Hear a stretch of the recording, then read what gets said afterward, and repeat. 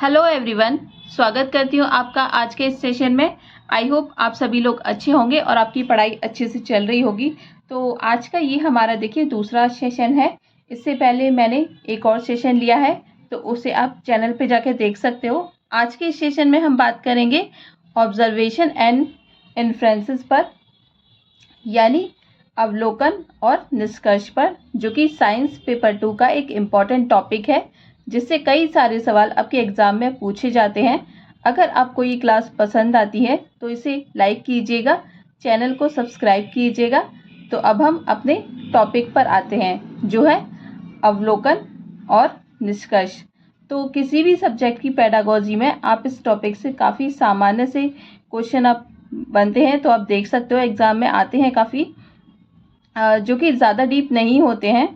तो क्वेश्चन में बस आपको इनका मीनिंग पता होना चाहिए और बहुत ही डिटेल में ये आपसे नहीं पूछे जाते हैं, तो इनको आप समझकर आसानी से सॉल्व कर सकते हो। तो पहला हमारा है यहाँ पर अवलोकन। अवलोकन यानी कि ऑब्जर्वेशन, जो आप किसी चीज़ को देखकर करते हो कि वो चीज़ क्या है, क्यों है और कैसी है, एटसेट्रा। ठीक है। वहीं अनुमान देखिए एक ऐसी प्रक्रिया है जिसमें आप ऑब्जेक्ट के आधार पर तर्क द्वारा कोई निष्कर्ष निकालते हैं।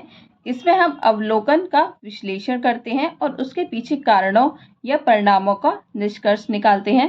ठीक है।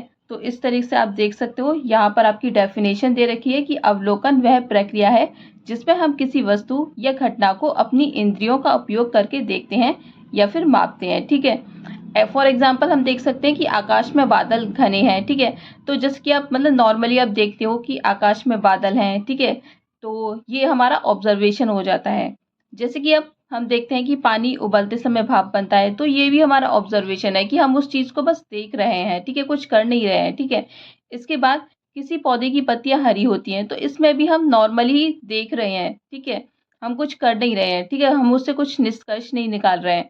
ठीक है, बस उस ऑब्जेक्ट को देख रहे हैं कि वो क्या है।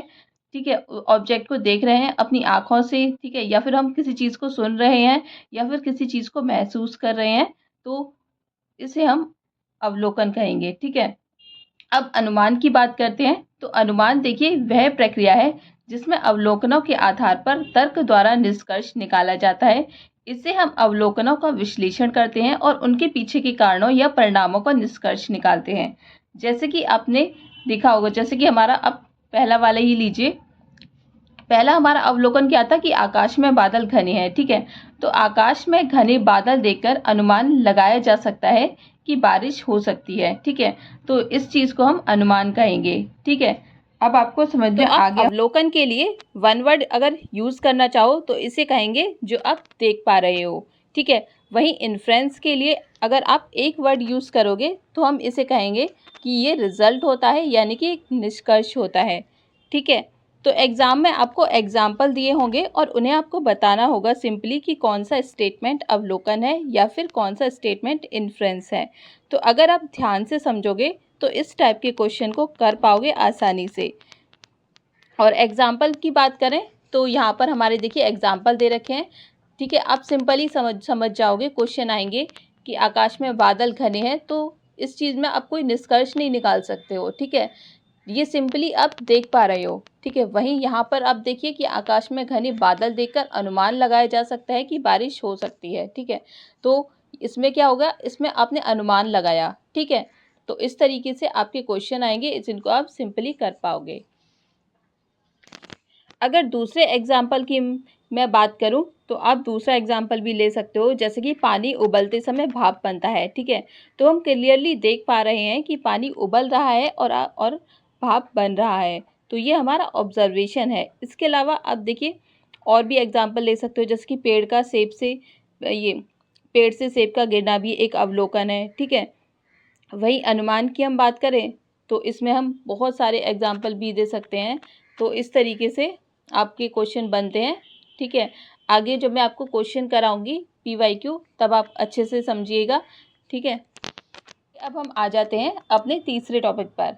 ठीक है, जो कि है NCF 2005, जो कि बहुत इम्पॉर्टेंट है। और आप किसी भी सब्जेक्ट की पेडागोजी देखते हो तो ये उसमें टॉपिक इंक्लूड होता है। और यहाँ से देखिए काफ़ी सारे क्वेश्चन बनते हैं, हर साल पूछ जाते हैं। तो ये आपका यहाँ से आपका हर सब्जेक्ट की पेडागोजी में एक क्वेश्चन तो बनता ही है, ऊपर से 150 नंबर का आपका पेपर होता है, ठीक है। और हर सब्जेक्ट में देखिए एक एक नंबर का क्वेश्चन आता है, ठीक है। तो 4 से 5 क्वेश्चन तो आपको ऐसे ही यहाँ पर ये बन जाते हैं, ठीक है। और इस टॉपिक के क्वेश्चन आपके सीडीपी में भी आते हैं, लैंग्वेज सेक्शन में भी आते हैं, ठीक है। इनफैक्ट सारे सब्जेक्ट में ही आते हैं इसके टॉपिक। और इससे देखिए रिपीटेड क्वेश्चन भी काफ़ी पूछे जाते हैं, तो यहाँ से आपके वही 4-5 नंबर पक्के हो जाते हैं। तो आप इसे ध्यान से पढ़िएगा, ठीक है। और इस टॉपिक का मेन थीम आप समझ गए तो क्वेश्चन सॉल्व करना आपके लिए काफ़ी इजी हो जाता है। और हर सब्जेक्ट की पेडागोजी में सेम कॉन्सेप्ट का ही यूज़ करना होता है। तो सबसे पहले हम एनसीएफ के कुछ बेसिक पॉइंट यहाँ पर देख लेते हैं। तो सबसे पहले हम बात करते हैं कि एनसीएफ क्या है और हम क्यों पढ़ रहे हैं इसे, ठीक है।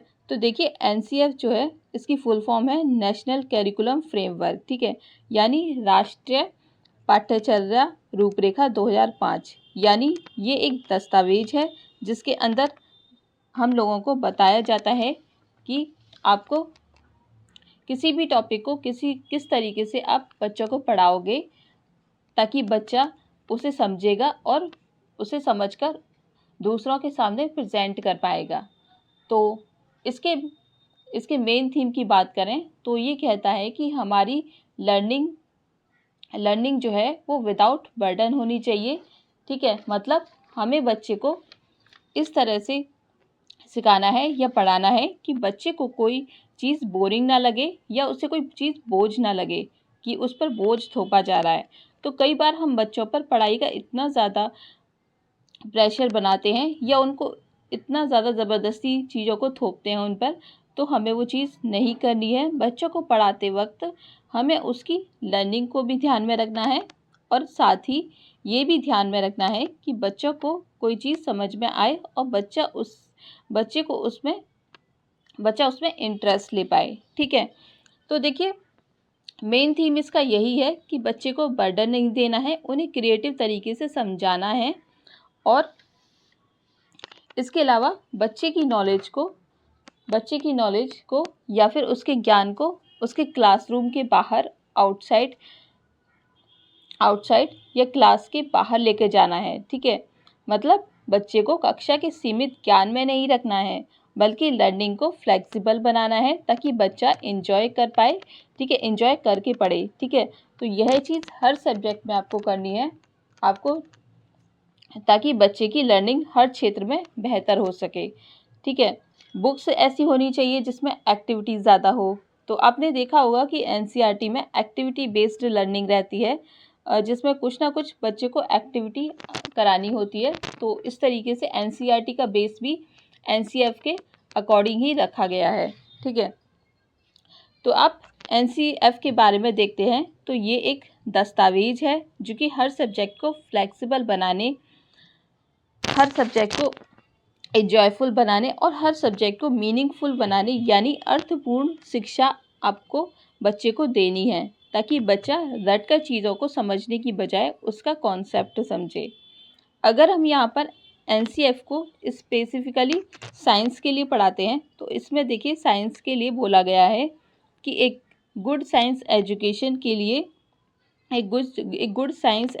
कैसी होनी चाहिए, एक अच्छी साइंस एजुकेशन किस तरह से होनी चाहिए। तो देखिए इसके अंदर यहाँ पर हमें 3 मेन गोल दे रखे हैं। तो सबसे पहला हमारे यहाँ पे गोल होगा ट्रू टू चाइल्ड, ठीक है। सबसे पहला गोल क्या है, ट्रू टू चाइल्ड है। इसके बाद ट्रू टू साइंस है या फिर इसे डिसिप्लिन भी बोलते हैं, ठीक है। और नेक्स्ट है हमारा ट्रू टू एनवायरनमेंट, ठीक है। ट्रू टू चाइल्ड बोला गया है, मतलब इसमें बोला गया है कि science education true to child होनी चाहिए। यानी आप जिस चीज़ को बच्चे को पढ़ा रहे हो, जिस कॉन्सेप्ट को बच्चे को पढ़ा रहे हो, वो बच्चे के लेवल के अकॉर्डिंग होना चाहिए।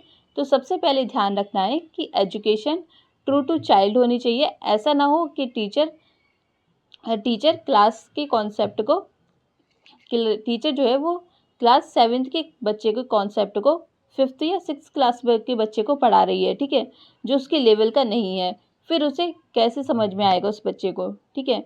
तो बच्चे को हमेशा बाल केंद्रित शिक्षा देनी है ताकि बच्चा इसे अच्छी तरीके से समझ सके। इसके अलावा जो कॉन्सेप्ट आप पढ़ा रहे हो वो उसकी एज के अकॉर्डिंग होना चाहिए। ये नहीं कि बच्चा 7th क्लास में है और आप उसे 10th क्लास का कॉन्सेप्ट पढ़ा रहे हो। तो आपको ध्यान रखना है कि कॉन्सेप्ट जो है वो उसकी एज को भी ध्यान में रखकर पढ़ाया जाए, ठीक है। इसके अलावा ये भी ध्यान रखना है कि अच्छी विज्ञान शिक्षा ट्रू टू साइंस भी होनी चाहिए, ठीक है। यानी जो भी आप सब्जेक्ट पढ़ाते हो उसमें एक ऑथेंटिसिटी होनी चाहिए, ठीक है।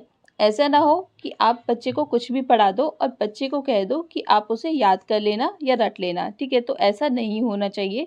अगर आप साइंस पढ़ा रहे हो तो वैलिडिटी के साथ पढ़ाओ। मतलब बच्चे को अगर आप साइंस का कोई टॉपिक पढ़ाते हो, कोई टॉपिक आप साइंस का पढ़ाते हो या फिर समझा रहे हो तो उसे एक्सपेरिमेंट और प्रूफ करके बताओ कि कोई चीज़ हो रही है तो वो क्यों हो रही है, उसके पीछे लॉजिक क्या है, ठीक है। तो कंटेंट ऐसा होना चाहिए जो बच्चे के लिए वैलिड हो, ठीक है, रिलायबल हो और बच्चे के माइंडसेट को ध्यान में रखकर हो।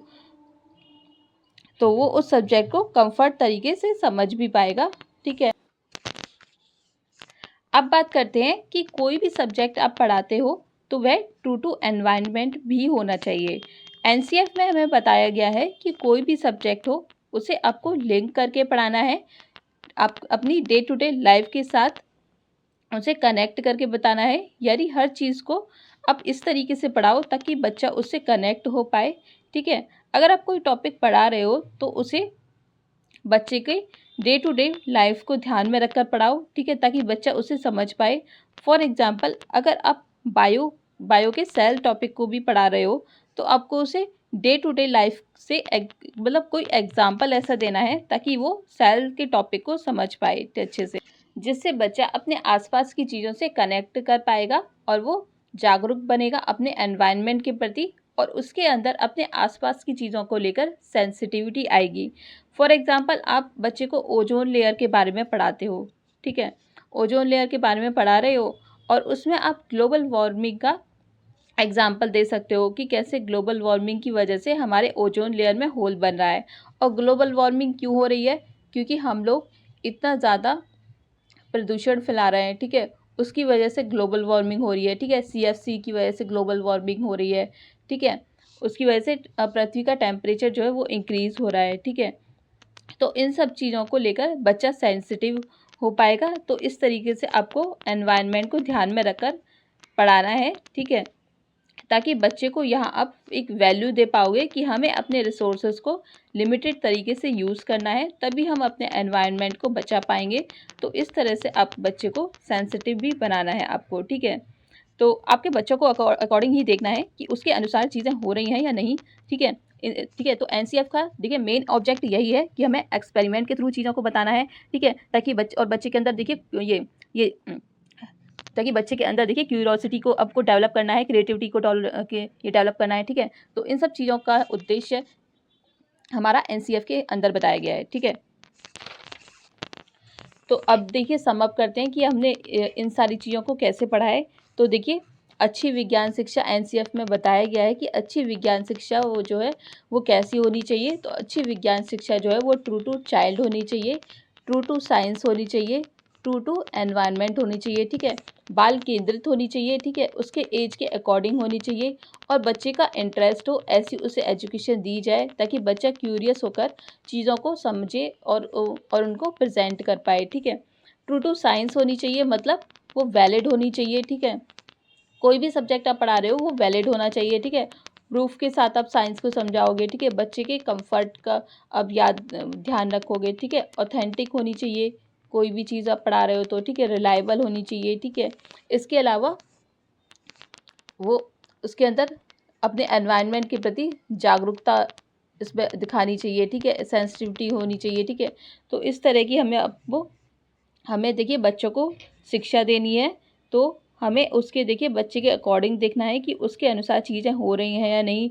फिर उसके बाद विज्ञान के प्रति कोई चीज़ वैलिड है या नहीं, ठीक है, ये भी आपको देखना है। देन उसके बाद आपको आसपास के एनवायरनमेंट को भी ध्यान में रखकर चीज़ें देखनी है और उस बच्चे को पढ़ाना है, ठीक है। तो आई होप आप ये सारे पॉइंट आपको अब आपको ये क्लियर हो गए होंगे। तो अब मैं आपसे देखिए ये किसी नेक्स्ट वीडियो में मिलूँगी। नेक्स्ट टॉपिक अब हमारा जो होगा, ठीक है, एनसीएफ के बाद, ठीक है, उसमें मैं आपसे मिलूँगी। और आप अच्छे से पढ़ाई कीजिएगा और कमेंट में आप बताइएगा कि आपको वीडियो कैसी लगी और आपकी तैयारी कैसी चल रही है, ठीक है। वीडियो देखने के लिए and thank you so much.